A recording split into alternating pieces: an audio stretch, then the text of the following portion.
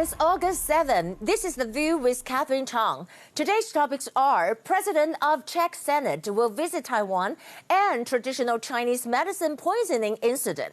First, I want to talk about President of Czech Senate will visit Taiwan. Milos Vystrčil, the President of the Czech Republic Senate, will lead a delegation to visit Taiwan on August 29. And this is considered to be another diplomatic breakthrough after the U.S. Secretary of Health Alex Azar's visit to Taiwan on August 9. Remember that the late chairman of the Czech Senate, Jaroslav Kubera, was planning to visit Taiwan in February. However, the plan was strongly obstructed by the Chinese ambassador to the Czech Republic. And unfortunately, he passed away on January 20th. After the current Senate, Vystrčil took over the position on February 19, and he said that he still wants to visit Taiwan. And now the visit come true. Welcome to Taiwan, the Czech Republic Senate. Taiwan's diplomacy is having significant developments in August. There are several points. A, the CCP suppression on Taiwan is not going to work anymore. The U.S. sent a cabinet-level official to visit Taiwan is just the beginning. Czech Republic is the next, and what are the other countries that will follow? B, the U.S. support Taiwan again on arms sales. It is reported today that they will sell 4 Sea Guardian civilian drones to Taiwan for the first time, with a range of up to 11,100 kilometers, which will counterback the CCP's fighters. C, I think the countries around the world are standing to ignore the one China principle. They care about the substantial relationship. The U.S. and the Czech Republic are examples. U.S. Health Secretary Azar will be discussing about Taiwan's successful epidemic prevention experiences, while the President of Czech Senate will be discussing the technical cooperation with Taiwan. And both of them will meet with President Tsai. Second issue I want to talk about, traditional Chinese medicine poisoning incident. There was an unfortunate incident in Taiwan. You know that where 16 people took Chinese medicine with unknown ingredients and it caused lead poisoning. Among the 16 people, there is Zhang Hongnian, the former Taichung City Council Speaker's family of 4. And the incident was happened in early August. A well-known Chinese physician put cinnabar, zhusha, in Chinese medicine, and it caused lead poisoning. And the prosecutor today has ordered 2 of the Chinese physicians and 1 pharmacist to take into custody. But the problem is that the Chinese medicine and cinnabar come from China. The prosecutor will look into it. Here are the top stories. Today we have 0 confirmed cases. Right after the U.S. Secretary of Health and Service Alex Azar announced that he will visit Taiwan on August 9th, head of Czech Senate will lead a 90-person delegation to Taiwan on August 29.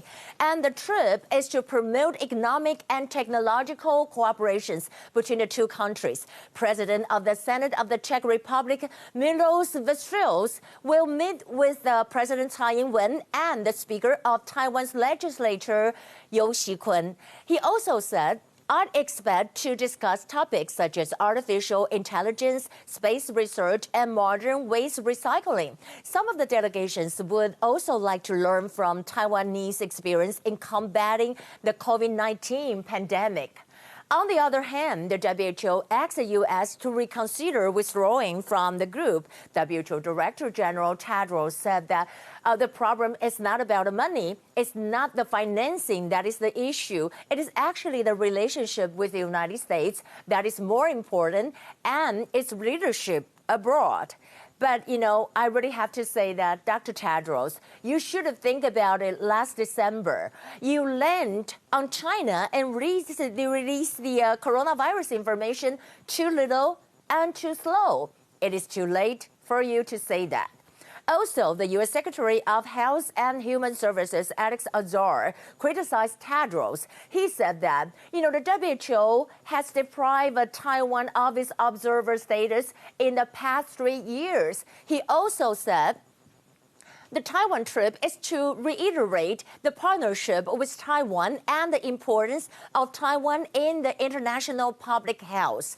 On the other hand, the U.S. President Donald Trump hammered China over virus as U.S. Health Secretary has to Taiwan. He said that China's handling of the novel coronavirus outbreak that has killed over 700,000 people worldwide. What China did is a terrible thing, whether it was incompetence or on purpose. Besides that, Trump issued executive orders banning TikTok and WeChat from operating in the United States. The executive order on addressing the threat posed by TikTok would prohibit any transition by any person or with respect to any property subject to the jurisdiction of the United States, with the ByteDance 北京字节跳动公司 beginning in 45 days. Additionally, the U.S. Senate voted to ban TikTok from government devices. And the No TikTok on Government Devices Act would prohibit federal employees from downloading TikTok and other apps developed by ByteDance on any device issued by the U.S. government.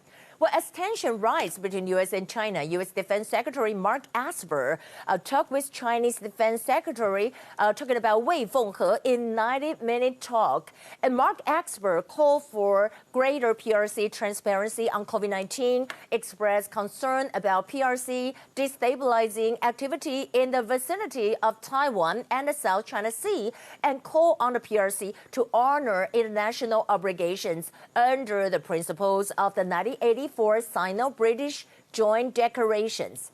At last, Reuters published an article. The title is Exclusive, Taiwan is talked to make first purchase of the sophisticated U.S. drones. Sources say that. And they wrote, the U.S. is negotiating the sale of at least 4 sophisticated aerial drones to Taiwan that have a range of 6,000 nautical miles. The deal could be worth around $600 million using previous sales as guide.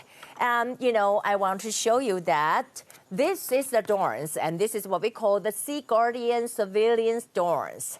I don't know what will happen to the arms sale, but we'll be watching it.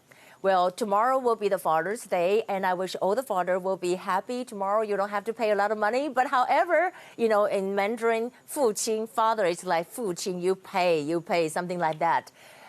This is Catherine Chang with The View with Catherine Chang. So I'll see you next Monday. Bye.